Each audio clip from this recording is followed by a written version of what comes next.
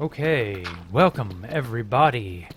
This video is going to be a little bit more of a sort of departure from the usual fare. I just wanted to get something out here that had been on my mind a good number of days now, and the 2b2t climate and culture. I've just sort of been cataloging the various events and ideas in my past and, going over history videos and stuff like that, and things that I've been doing. And it's kind of occurred to me, there is something of a cultural time period, a series of cultural time periods, if you will, that have kind of punctuated big events throughout 2b2t's history. And I've kind of noticed, going back, how these attitudes and ideas have changed over the various, periods of time that I've been looking at. And I've kind of started thinking about it, and I'm wondering now, because I've been seeing this for we've been on this map, or not on this map, but we've been on this update, for the last 6 months now. At a certain point, I've begun seeing people are like, their minds and attitudes, it's not really the same as it was post-Russia. I had recently been roaming around Bodekin on the archive server, and at that time, I didn't think too much of it. I was just taking in an old base, and I stumbled across a sign, and I may put up a picture of it here, I don't know. And the sign said that everything 2b2t culture of today, meaning back in 2017 when the base was founded, the 2b2t culture of that time was just faux 2b2t culture that had been copied based off of what the kids who'd come from Russia had seen. And yeah, there's a large grain of truth to that. That was more or less how we all saw it, and I don't think that's inherently wrong. There was a sort of faux 2b2t culture. But something else occurred to me at about that same time, and it's not really scary as much as is just the truth. And that truth simply being that it's coming up on 8 years now. In June it will be 8 years since the camping rusher. And 8 years is a lot of time for things to shift and change. And so I began to, consider how things have changed culturally on 2b2t in the 8 years since the camping rusher came and went, basically. And I've kind of reached the conclusion that, and I looked back, of course, on all of these other, older time periods as well, and I've kind of come to this conclusion that we are actually in a brand new era culturally for 2b2t history. And so I kind of have to lay out what were the previous eras. What did they look like? What did they entail? Why were they important? If you're going to examine any sort of cultural period of history, you kind of have to know what came before to understand what came after. And so that first period is kind of what I call the nothing period. Basically, this is 4chan, face punch. Nothing really super concrete had yet been established. There were no big bases. There were no famous players. We didn't even know who Housemaster was, if you can even believe that. Housemaster did not make himself known on 2b2t until, I believe it was April 2011 or something like that. April, May 2011. I remember hearing from XCC2 himself many years ago when I asked him about this. The face punch thread dedicated to 2b2t back in those days was it. There was no website, there was nothing. So this is the most bare bones days you can imagine. And this era of 2b2t is predominantly just chaotic. Everybody is all like, oh, well, 2b2t is an anarchy server, so you can do whatever you want. But hacking and x-raying were not super common because barely anyone knew what those were. The game mechanics were very unknown because, the 2b2t wiki was not super great. People were not all that aware of a wiki, let alone what to do. There were just various groups and ideas that they didn't exist yet. Nothing had really formed concretely regarding how to do things on 2b2t, let alone how to play Minecraft as a whole. This is a very sort of innocent young days. Everyone playing Minecraft is either a kid or a young adult who is like, oh my god, this game is so retro, because that was the hip thing to be back in those days. And yeah, this era has basically no cultural identity. It's a primordial soup of chaos and destruction. And you really only have the face punchers trying to form an identity, but it doesn't really matter, because the face punchers more or less get chased off the server. And yeah, it was more or less the lone wolf period, culturally speaking. There were no big bases that would form organically on 2b2t, just groups from outside 2b2t trying to make big bases and more or less being their own worst enemies and getting hunted by the likes of Pop Bob, Luke to the Bun, who else was a big bad during those days? Just various little griefers like that. I remember XCC2 was especially preyed upon by this one group of Polish griefers who were absolutely insane, but also people like distance. Another interesting parallel to this cultural time period is how the culture perceives distance. Distances were small, but at the same time considered large. 2 kilometers, which is a piddly distance today. But 2 kilometers was deemed safe. Not really, but seen as safe. And, you know, the cultural attitude regarding something is almost never scientifically accurate. It's almost never true to form. Saying, oh, well, if you build a base 40k out, no one will ever find you. Obviously, that's not even remotely true. You will eventually be found, and obviously the closer you are to, you know, 0, the more likely that is. 40k is just not far enough to be reasonably good. Duh. But in those days, that was the perceived cultural idea. There was a culture of no culture in these early days, and that's something 2b2t will never have again. It's a unique primordial soup chaotic era that has no value beyond itself in that time. Nothing else mattered. It was just the 2b2t of today. There were no historical events, no players of note, no anything. And so there was only eternally living in the moment. And that was 2b2t. But eventually, of course, that gives way and things change because change is the constant. And eventually now we have the next era slowly fire up in the background and then take over as time marches on. And this is really kind of where we see a lot of the ancient players, like, you know, your Luke to the Buns, your Shogun, Kajola, Crazy Terrorist. A lot of really old names get started at about this time. Snacky North, Zarviar, Atrika, Tristan, myself. You know, at the end of this era of no identity, that's when a lot of us start playing. XCC2 obviously was around a little longer than that, but you get the idea. And this is also where we start to see, you know, mid to late 2012. This is where we start to see villains and notable players really get cemented. You know, there is history now. There isn't much history. The server's only been around for a year and a half, but you know, there's history. There are things that have been done. People are famous, quote unquote. Not really, but you know what I mean. Like, people have done things. People are notorious. People are known for their attitudes or their identity or their ideas or their bases or whatever. You have people like Judge Holden, who literally transcribed his entire journey on 2b2t in comic book form. And like all the things and places that he saw and went, you know, those are real bases that you can still go visit, even though they'd be in ruins. You can still go see most of those things today. And like, this is the appeal of 2b2t in this era. It is a dying world built by dying players who don't really know what they want to be yet.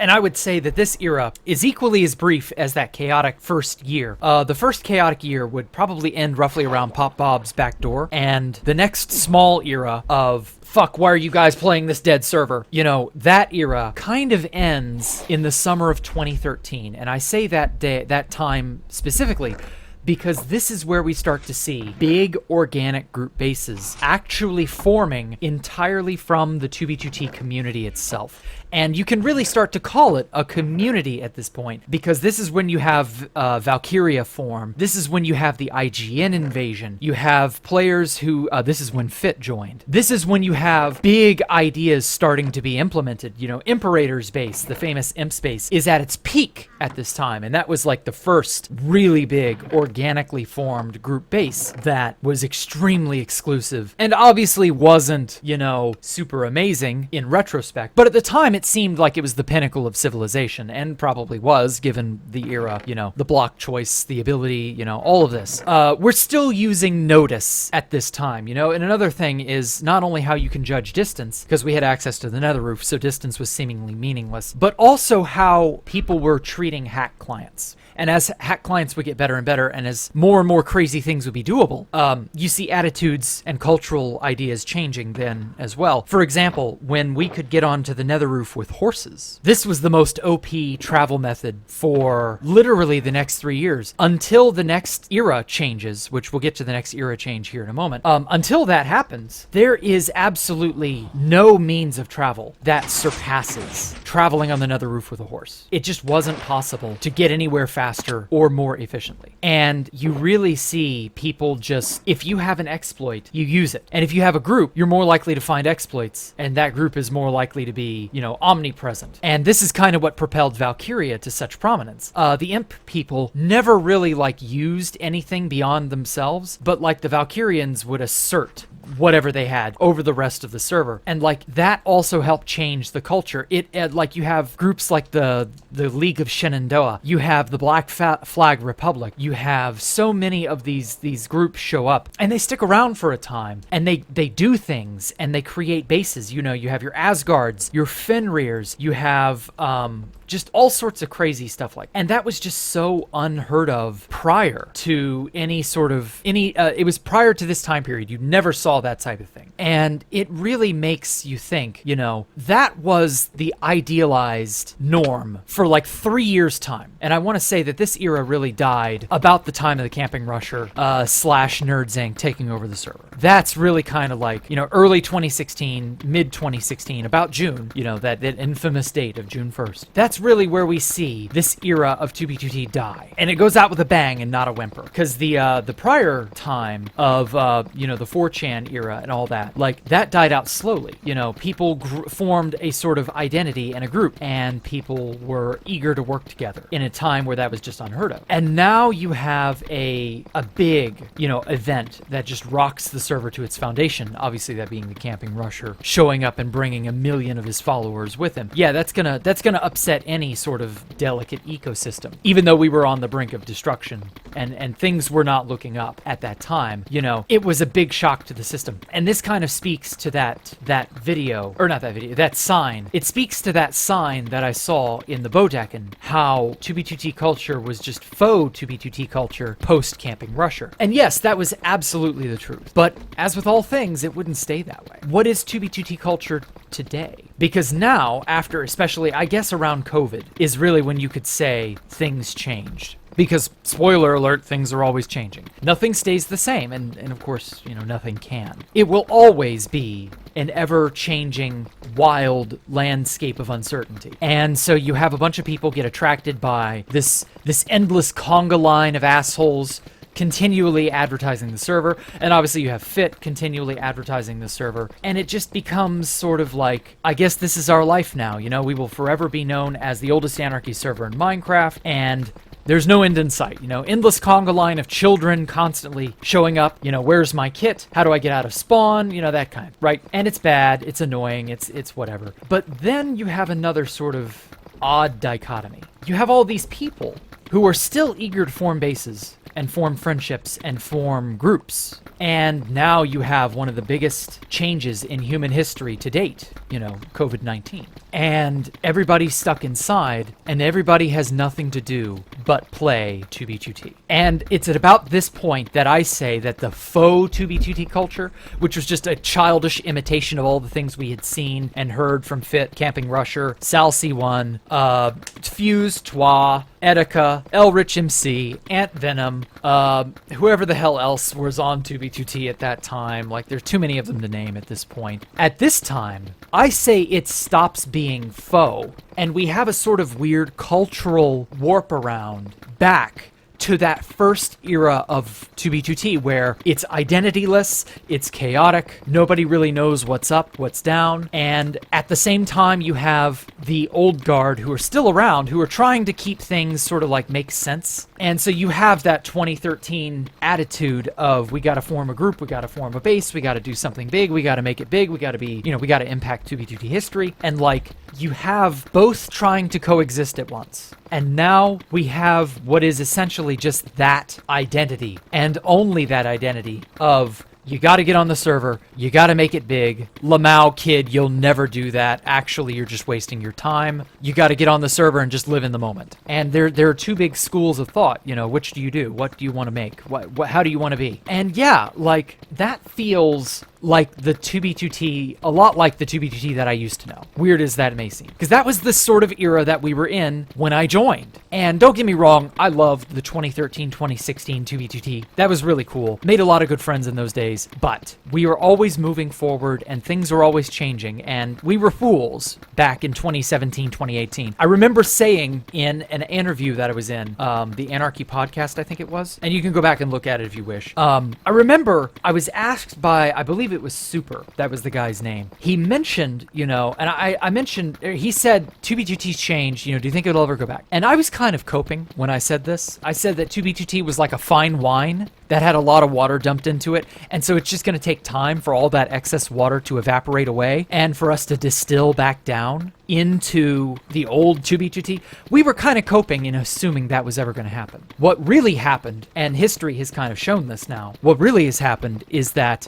it just changed. We're not a fine wine anymore. We're a completely different, crazed slurry of insanity. And things are totally different now. And yet, funny enough, the more things change, the more they stay the same. Yes, the same people are not there anymore.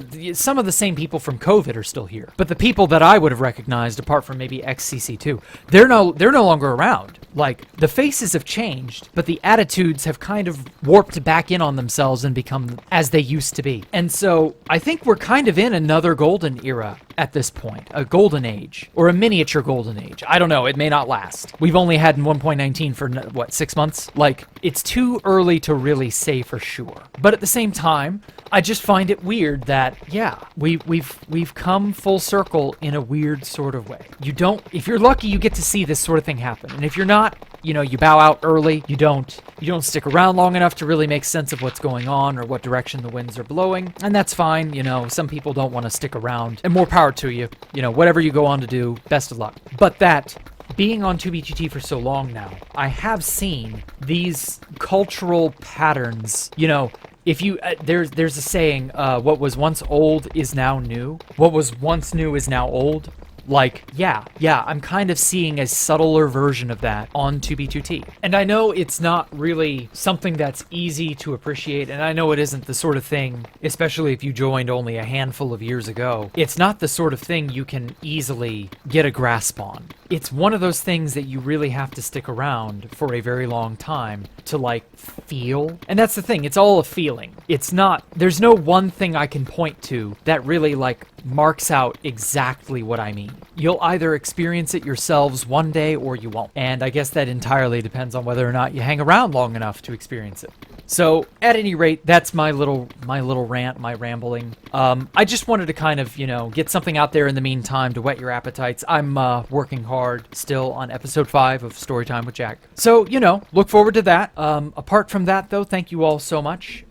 Wish you all the best of luck in whatever you end up doing. And if you like this type of rambly stream of consciousness video type, if you want more sort of deeper topics to engage in, if you have your own ideas or thoughts, leave that in the comments. Tell me if you like this or not. Watch another video of mine. I greatly appreciate it if you do. That helps me out a lot. Obviously, join the memberships to get access to videos early. I've not decided if I want to make that a day or two early or if I will make it a week early. I'll just have to sort of test the waters on that and see. So yeah, if you want to support me one way or the other, that'll do just fine. And hit the subscribe button as well. Make sure you at least leave a like. I'd like to think that these thoughts are at least worth something to someone. So I hope you all enjoy this. You have a wonderful day, and I will catch y'all later. Goodbye.